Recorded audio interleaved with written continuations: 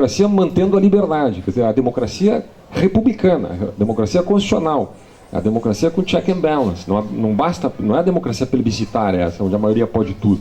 É a maioria que respeita minorias, né, a partir dos mecanismos institucionais, onde existe a autonomia dos poderes. Esta ideia de a democracia digamos assim, uma engenharia extremamente sofisticada, que possui uma série de elementos que muitas vezes quando a gente fala em democracia na América Latina, até usando um pouco o que a Celina falou, eu me lembro muito da expressão do final do Raiz do Brasil, do Sérgio Buarque de Holanda, ele diz: a ideologia abstrata do liberalismo democrático jamais se implantou entre nós. Ele usa essa expressão, né? Eu sempre guardo aquela expressão, isso ele escreveu na década de 30, mas de alguma maneira continua valendo para o Brasil e para a América Latina. Por quê? Porque quando a gente fala ideologia abstrata do liberalismo democrático, é uma série de elementos, não é? Um deles é a alternância de poder, outro é fazer eleições, outro é ter um sistema partidário funcionando, mas há uma série de elementos. Por exemplo, o que houve na Venezuela? A colonização do executivo legiferante, suportado por maiorias, né? Uma democracia, vamos dizer, plebiscitária, colonizando o poder judiciário, né?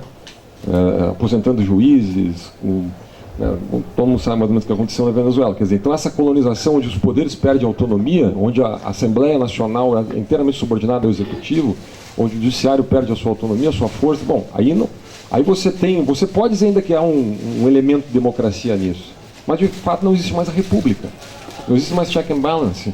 Quer dizer, se perdeu isso, dessa abstração positiva da grande tradição liberal democrática ocidental a qual nós aspiramos, né?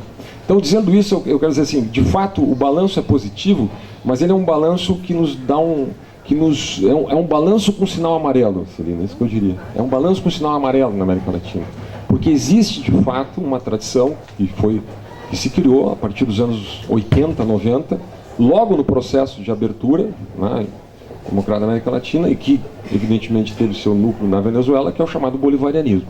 E eu já de cara disse que eu acho que não é o caso do Brasil, acho que existem tendências nesse sentido na política brasileira, mas existe. E o bolivarianismo é algo muito interessante para ser entendido, na medida que ele, de alguma maneira, sintetiza um tipo de pensamento autoritário clássico, típico da América Latina contemporânea, né? Ele é uma expressão, né, de uma cultura política latino-americana que, de alguma maneira, foi plasmada, né, na Venezuela e se irradiou pelo continente, né?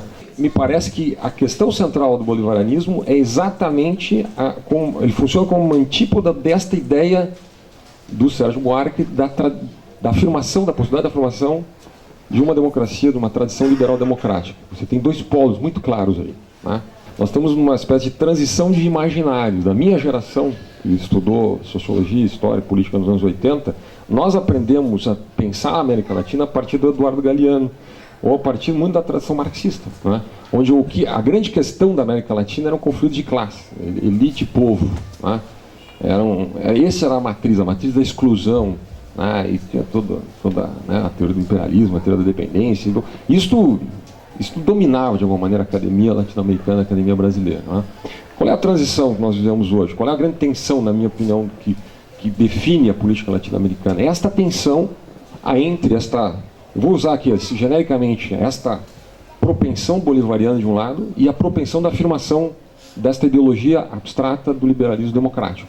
Ou seja, portanto, eu concordo com a Maria Celina para dizer o seguinte: a democracia voltou a ser um centro da questão e da tensão política na América Latina, né?